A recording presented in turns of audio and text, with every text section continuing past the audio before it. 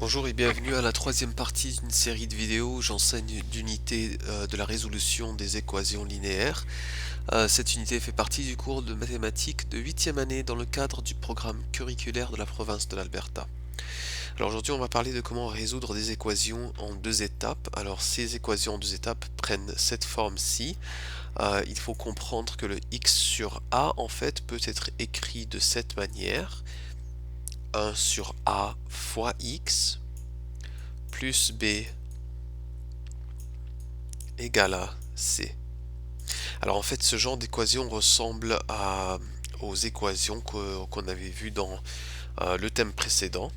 Ok, alors juste un rappel, voici ce qu'on avait vu dans le thème précédent. On avait vu des équations de cette forme-ci, où on avait a fois x, ensuite plus b égale à c. Alors la partie plus b égale à c elle est restée pareille, il y a toujours le x, sauf que là en fait le coefficient devant le x n'est plus un nombre. Dans les exemples qu'on avait vus dans ce thème-ci, on avait vu des nombres, ou plutôt des exemples, où a prenait comme valeur des nombres supérieurs à 1. Alors par exemple 2, 3, 4, 5, 6, etc. Alors dans ce cas-ci, on est en train de regarder, ou plutôt de voir ce genre d'équation, où maintenant le coefficient devant le x n'est plus un entier supérieur à 1, mais plutôt une valeur entre 0 et 1, telle que par exemple 1 sur 2, ou 1 sur 3, 1 sur 4, ainsi de suite. D'accord? Alors voilà, alors ça c'est la différence. Alors, on va passer tout de suite au premier exemple. Alors ici on te dit la hauteur de l'arbre A est égale à 1 mètre de moins que la moitié de... Ok, ok. Alors là ce que moi je vais faire, alors la hauteur de l'arbre A est égale à... Bon, déjà voici mon signe d'égalité.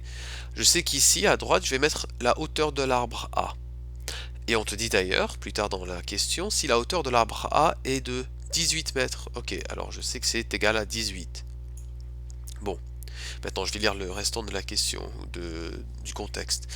La hauteur de l'arbre A est égale à... Alors ce 18, il est égal à quoi? Il est égal à 1 mètre de moins. Bon, 1 mètre de moins, ça veut dire que je vais faire moins 1. Ok, mais je soustrais ce 1 de quoi?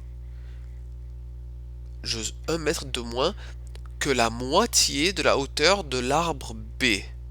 Alors 1 mètre de moins que la moitié de la hauteur de l'arbre B est égal à la hauteur de l'arbre A, donc 18. Alors là, la moitié de la hauteur de l'arbre B. Alors moi je vais dire que arbre B, ou plutôt son hauteur,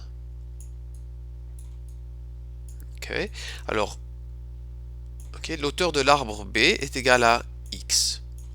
Ça veut dire qu'ici je vais pouvoir écrire x sur 2. Et x sur 2 représente la moitié de x. Okay. Et là, on applique la même chose qu'on avait vu dans le thème précédent, c'est-à-dire on fait les opérations inverses. Euh, Souvenez-vous que l'ordre dans lequel on effectue ces opérations inverses, ok, c'est dans le sens opposé de P de masse. Alors dans P de masse, lorsqu'il fallait par exemple évaluer une expression, genre 3 fois 2 plus 1, ou quelque chose comme ça, il fallait commencer avec les parenthèses, les exposants, division, multiplication, qui sont aussi importants l'un que l'autre, ou qui sont égaux, et ensuite addition et soustraction, n'est-ce pas? Mais lorsqu'il est question d'isoler une variable, dans ce cas-ci x, on va en fait faire l'ordre des opérations inverses, mais on va le faire dans l'ordre opposé. Okay. On va commencer avec addition et soustraction avant de passer à division et multiplication, ainsi de suite. Alors ici, qu'est-ce que je fais? Alors, selon ce qu'on vient de dire, je vais regarder mon moins 1 et en fait, je vais vouloir me débarrasser de ce négatif en premier. Alors, je fais l'opération inverse de soustraire 1, qui est d'additionner 1. Évidemment, je le fais des deux côtés afin de préserver cette égalité. L'égalité de l'équation plutôt. Ok, égal à 19. Bon, maintenant j'ai x sur 2 égale à 19, ou x divisé par 2 égale à 19. Ça veut dire que je me débarrasse de ce divisé par 2 en multipliant par 2. Alors je multiplie par 2 des deux côtés, et j'obtiens alors une valeur de 38 mètres pour x. X étant la hauteur de l'arbre B. Ok. Alors voilà la réponse. Maintenant, évidemment, on peut aller vérifier ça dans le contexte. Alors on te dit que l'arbre A est égal à 1 mètre de moins que la moitié de la hauteur de l'arbre B. Donc si je prends 38, je divise par 2, j'obtiens 19. 1 de moins que de 19, c'est égal à 18. D'accord? Alors voilà, on a eu la bonne réponse. Bon, maintenant on quitte les contextes et on a tout simplement l'équation qu'il va falloir, où il va falloir résoudre cette équation en isolant la variable. Donc d'après ce qu'on vient de voir, on va faire P de masse mais dans l'ordre inverse. Donc je me débarrasse de la soustraction en premier. Alors je vais faire plus 5 des deux côtés. Ok.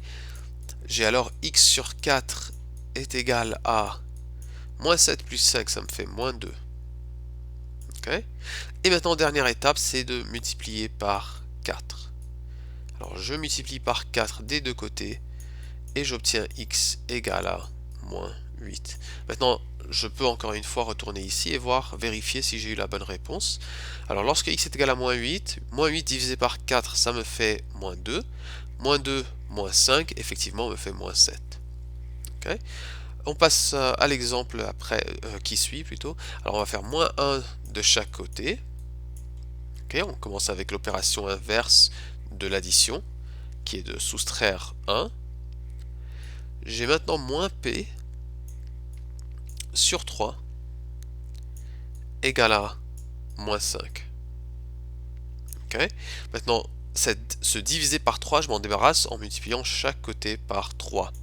Multiplier par 3, c'est l'opération inverse de diviser par 3. J'ai alors moins P égale à moins 5 fois 3, qui est égal à moins 15. Okay.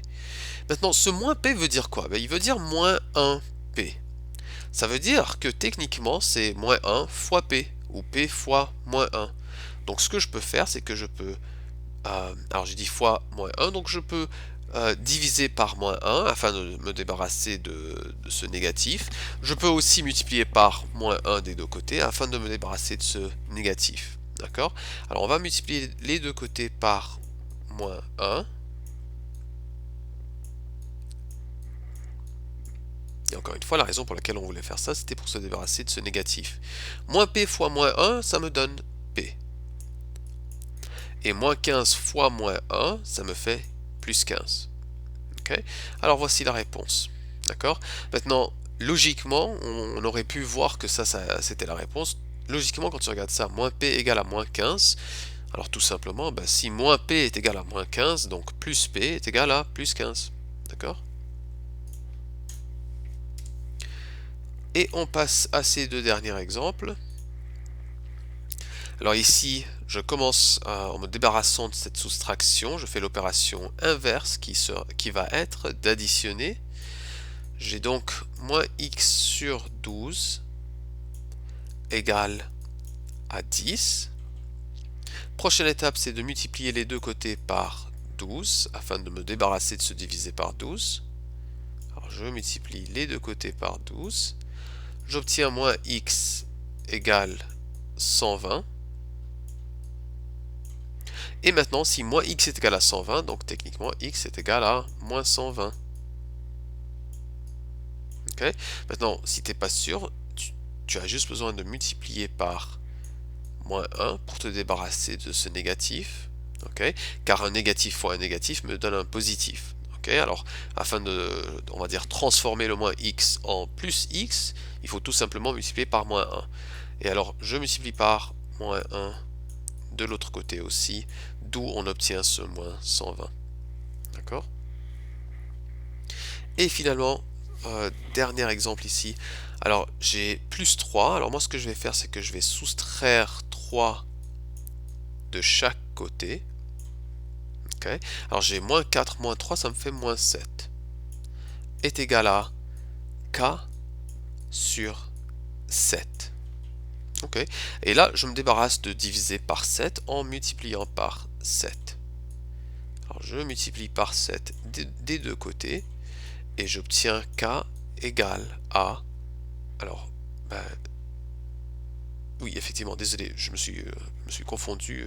Alors voilà, c'est ça, effectivement, on voulait se débarrasser de se diviser par 7. On a multiplié par 7 des deux côtés. On a obtenu moins 49 comme réponse. Ok. Et encore une fois, il n'y a pas besoin d'espérer qu'on ait réussi à avoir la bonne réponse. On peut tout simplement vérifier. Alors ici, quand k est égal à moins 49, alors là je fais moins 49 divisé par 7, je fais épais de masse, hein, parce que là, maintenant je suis en train d'évaluer, hein. Alors je fais épais de masse, je fais moins 49 divisé par 7 qui me fait moins 7, et là je me dis 3 plus moins 7 ça me fait quoi? Ben, 3 plus moins 7 veut dire 3 moins 7, et 3 moins 7 ça me fait moins 4, donc j'ai eu la bonne réponse. Ok. Alors voilà tout pour aujourd'hui et voici le petit travail associé à ce thème-ci. Merci beaucoup et à la prochaine. Au revoir.